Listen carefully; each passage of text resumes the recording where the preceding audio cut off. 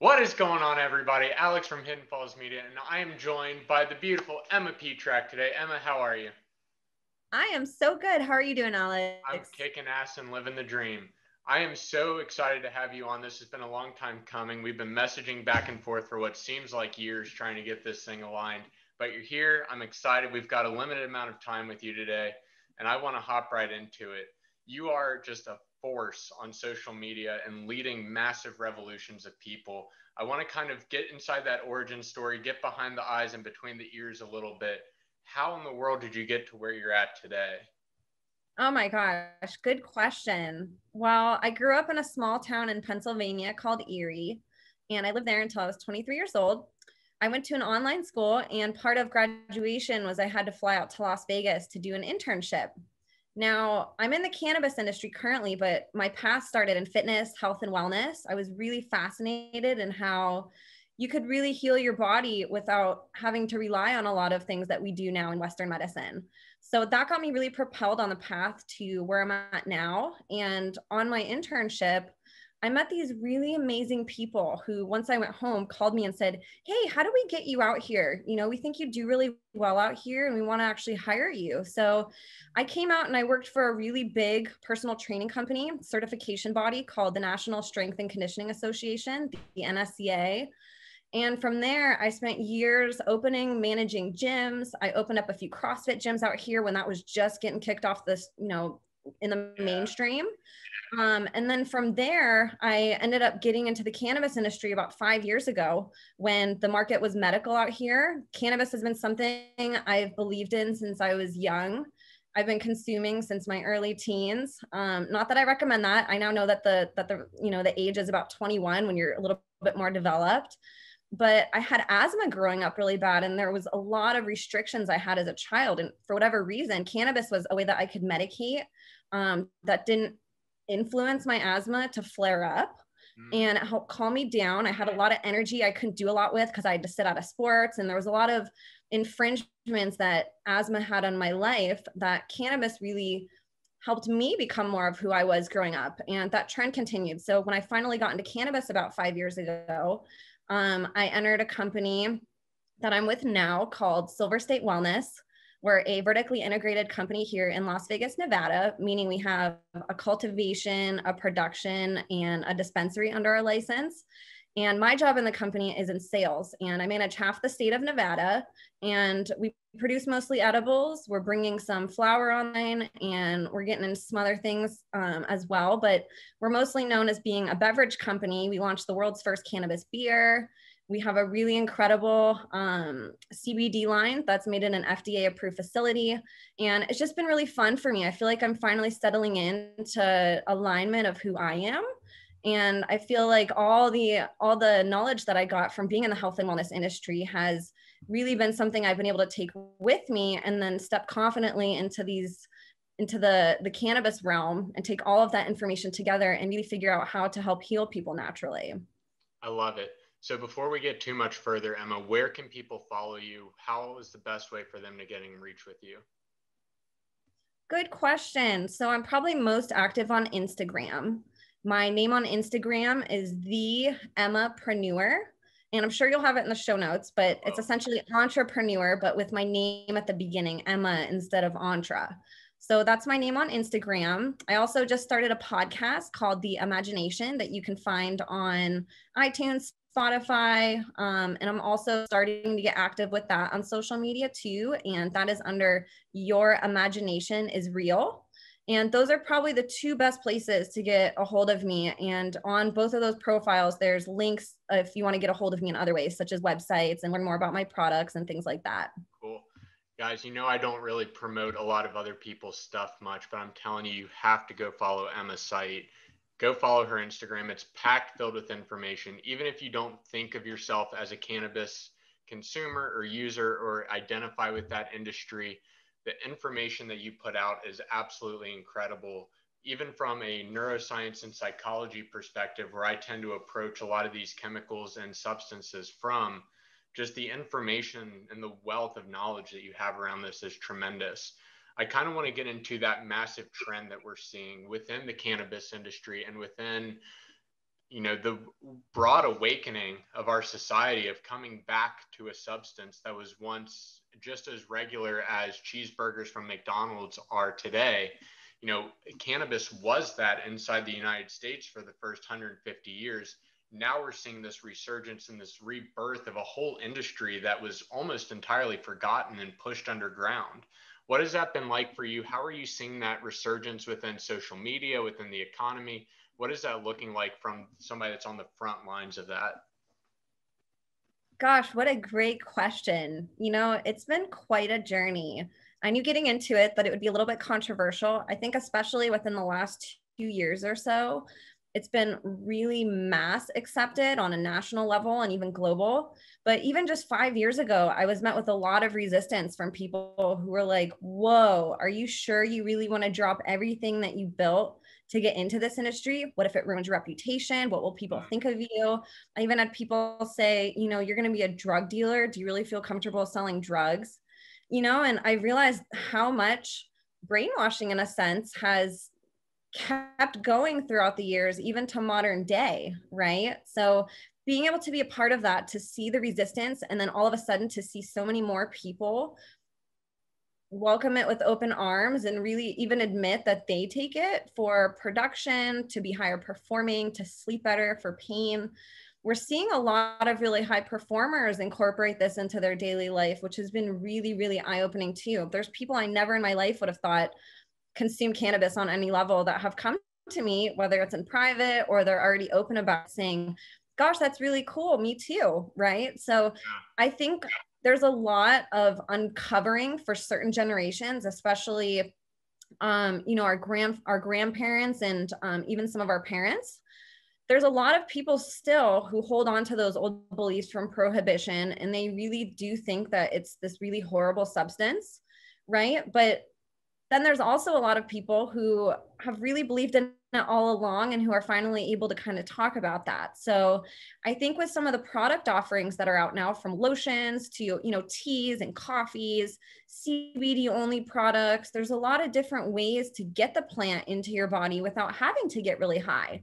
So I think that also opens up a lot of doors for people to, try cannabis who wouldn't normally, and people who wouldn't maybe want to smoke now have a ton more options, going from edibles and chocolates and gummies to these really nice, amazing lotions you can put on, and really everything in between. So it's been really interesting seeing the growth. And I mean, from working in the industry, there's a little saying that, a lot of insiders have, that every single year feels like dog years in this industry because it grows so aggressively. So from a professional and business perspective too, I feel like I've grown years and years beyond what this 5 years has offered me. I feel like I've learned so much, and just being a part of such an explosive industry, it keeps you on your toes. There's been a lot of people that I know that aren't in the industry anymore because it's really tough, and it got to them, so I feel like I'm in a much better position from a strength perspective, and just mentally too, from, sticking with it and being loyal to the same company throughout this whole time, and just really seeing the industry grow from a medical industry where it was really restricted to now, here in Las Vegas, it's pretty commonplace. There's not really a single conversation that I have with anybody where it's uncomfortable to talk about, or where people just aren't, kind of open-minded about it. So seeing that shift has been really, really awesome. That's really cool. So within your job, you're essentially acting as the distributor on that, but with sales naturally comes marketing. What are some of those shifts that you're seeing in the marketing land of this industry? Because marketing is all about memorization. Marketing's number one job, right, is to get the customer to memorize your brand and your product and who you are. How are you seeing that really play out? Because you're so active on social, you've got such an incredible following that you've cultivated and harvested. How are you utilizing that? What does that look like from a branding and messaging and content perspective to really drive the marketing to bridge sales in a market that's just starting to open up its eyes and really realize how much of a global force this is going to be? I really appreciate, first off, all the nice things that you said. That really means a lot to me. And social media is really tough for cannabis brands. Even me as an individual, not having a brand name that I'm managing, it's just me. I've actually had my Instagram shut down for promoting the products that I legally sell in the state. So I had to start my Instagram again from scratch a couple years ago, which was really devastating to me because it's something that I have to do as part of my job. And it's really, really hard for cannabis brands. For example, in the state of Nevada, if an actual cannabis brand puts a fruit emoji anywhere in their post, they can actually get their account not just shut down, but they can actually receive a $15,000 to $20,000 fine from the state for putting an emoji that could possibly be attractive to children in their caption anywhere. Wow. So there's these really fine lines with marketing. There's certain parts of town, at least here in Nevada, it might be different in other states, but certain parts of town, you're not allowed to have billboards. It's still very restricted on radio or other outlets where advertising usually takes place. It's really controversial with things that you can put outside your store. The state really heavily regulates how every single thing start to finish looks, how all the packaging looks. So it's been really hard for marketing companies. And what I really noticed is a lot of these companies depend on their staff to do the marketing for them. So whether it's influencer marketing to where they hire people who are very influential in the industry to promote their products on their page, or if it's within the company themselves, I've noticed even with me, I'll go into a dispensary and people say, oh, you're Emma with this brand, right? I see you on Instagram. It's like they start to identify the staff with marketing and start to depend heavily on that, since a lot of the Instagram pages are very redundant with what they're allowed to say and with what they're able to per the state's guidelines and just per Instagram's guidelines without getting shut down.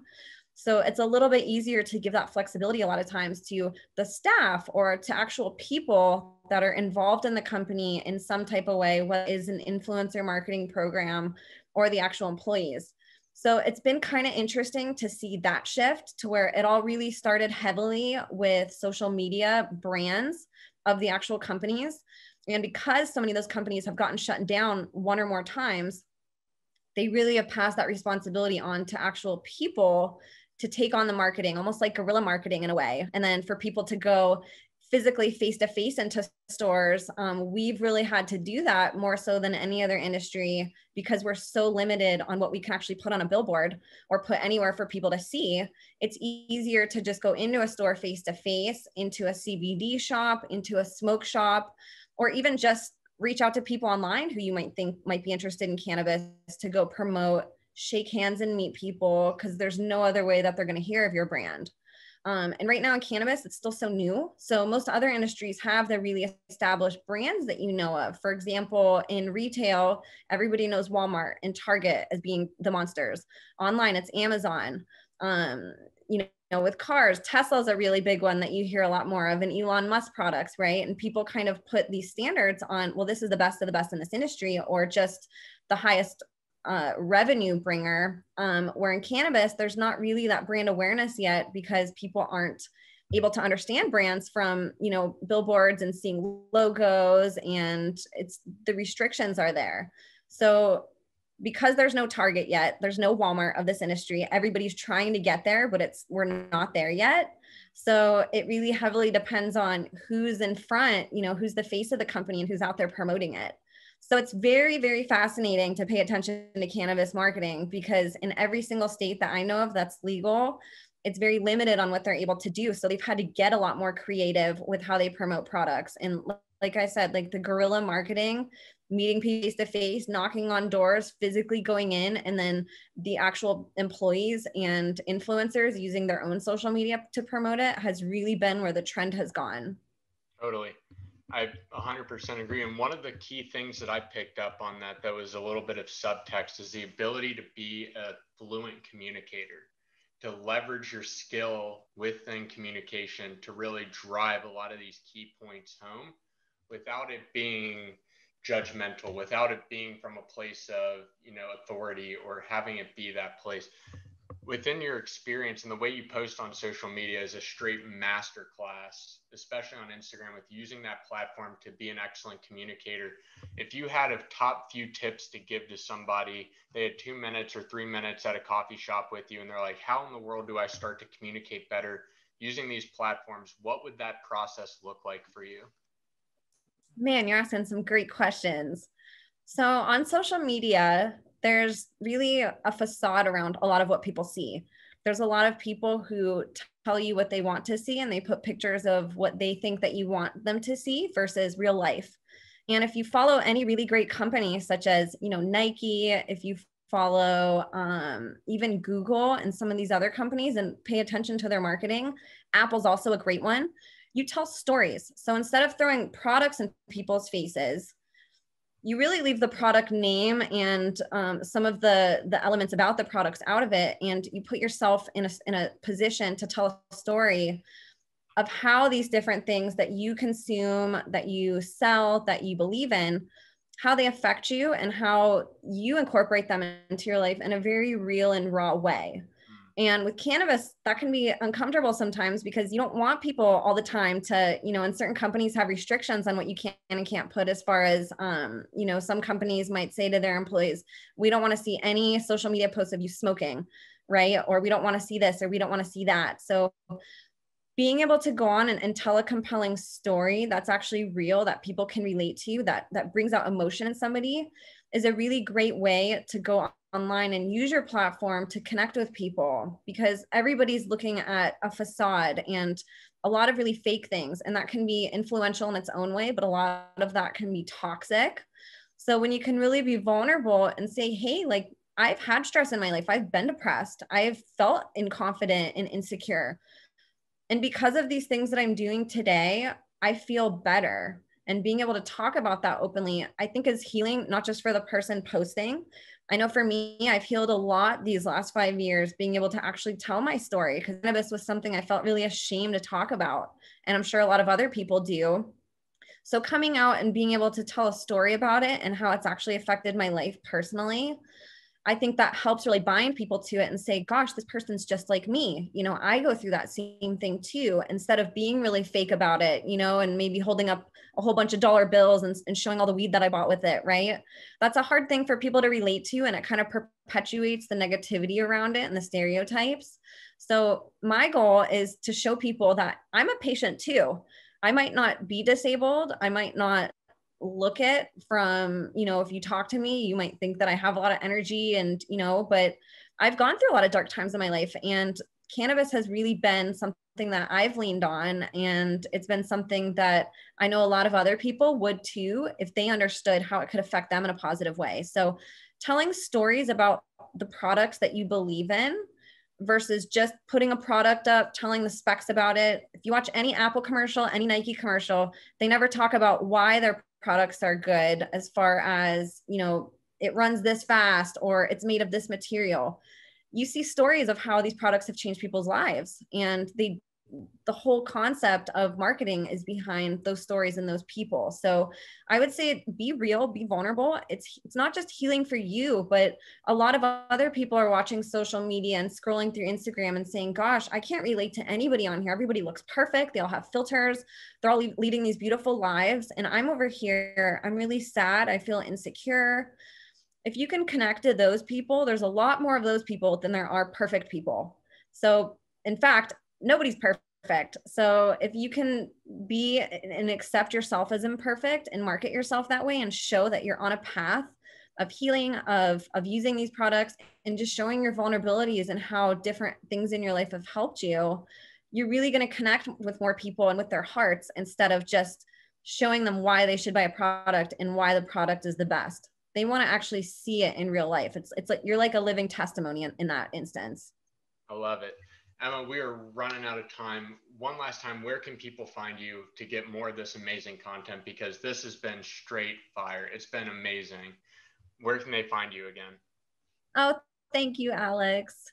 They can find me on Instagram at the Emmapreneur, TheEmmaPreneur, or at Your Imagination is Real. Both of those accounts I manage.